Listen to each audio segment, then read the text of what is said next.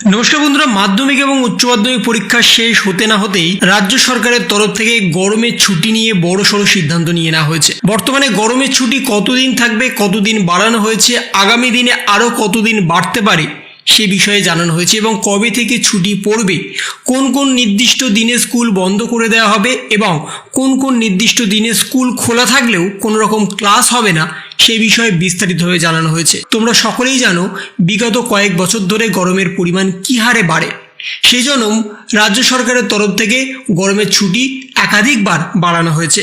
কোনো সময় 10 দিন, কোনো সময় 15 দিন, কোনো সময় বা 30 দিন পর্যন্ত বাড়িয়ে দেওয়া হয়েছে। তার পাশাপাশি বাড়িতে বসেই অনলাইন ক্লাসের মাধ্যমে তোমাদের পড়াশোনা চালানো হয়েছে। কখনো কখনো বা তোমাদের বাড়িতে বসেই সমস্ত কাজ করানোর জন্য হোমওয়ার্ক দিয়ে দেওয়া হতো, যার মাধ্যমে তোমরা পড়াশোনা করতে পারতে এবং সেই সমস্ত কিছু সাবমিট করতো তোমাদের অভিভাবকরা। এবং বর্তমানে কি হতে চলেছে, আগামী দিনে কতটা পরিমাণ তোমাদের ছুটি বাড়তে চলেছে, কোন কোন দিন স্কুল বন্ধ থাকবে এবং এই মুহূর্তে দাঁড়িয়ে কতদিন স্কুলের ছুটি ডিক্লেয়ার করা হয়েছে সেই বিষয়ে জানানো হয়েছে। এবং বর্তমানে তোমাদের মাধ্যমিক এবং উচ্চ মাধ্যমিক পরীক্ষার সাথে সাথে সমস্ত ক্লাসেরই পরীক্ষা হয়ে গেছে। ক্লাস 11-এরও পরীক্ষা হয়ে গেছে, তাদের দ্বিতীয় সেমিস্টার পরীক্ষা হয়ে গেছে, সামনেই তাদের তৃতীয় সেমিস্টার এবং তারপরে তাদের ফাইনাল পরীক্ষা। এবং তৃতীয় সেমিস্টারে তাদের এমসিকিউ হবে এবং ফাইনাল পরীক্ষায় ডেসক্রিপটিভ টাইপ প্রশ্ন হবে।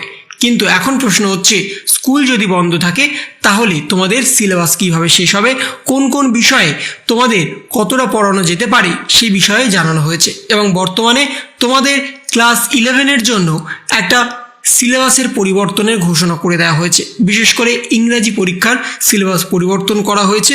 সেখানে দুটি বিষয় পরিবর্তন করা হয়েছে, একটা নাটক এবং আর একটা গদ্য।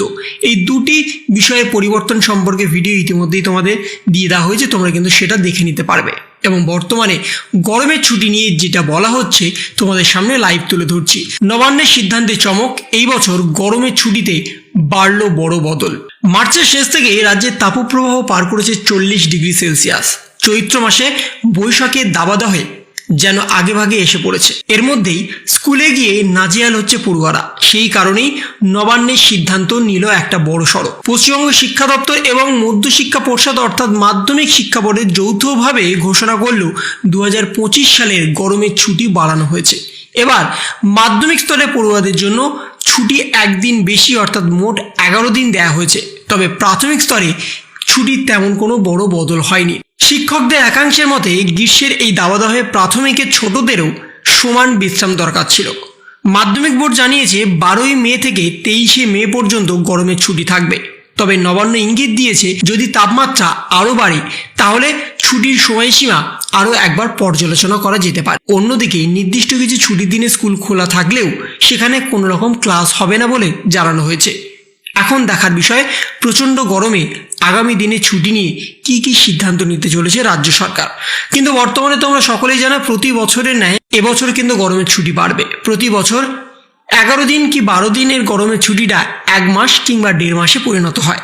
ঠিক তেমনই 2025 সালেও এমনটাই কিন্তু হতে চলেছে। কারণ এই মুহূর্তে যে পরিমাণ গরম বেড়েছে সেই পরিমাণে যে সিদ্ধান্ত নেওয়া হয়েছে তাতে আগামী দিনে যে গরম বাড়বে সেটি কিন্তু বলাই বাহুল্য।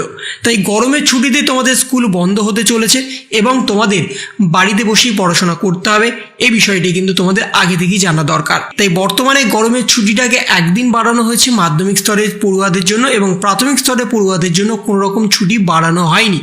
কিন্তু আগামী দিনে গরমের ছুটি সর্বত্র অর্থাৎ সমস্ত ক্লাসের স্টুডেন্টদের জন্যই বাড়ানো হবে।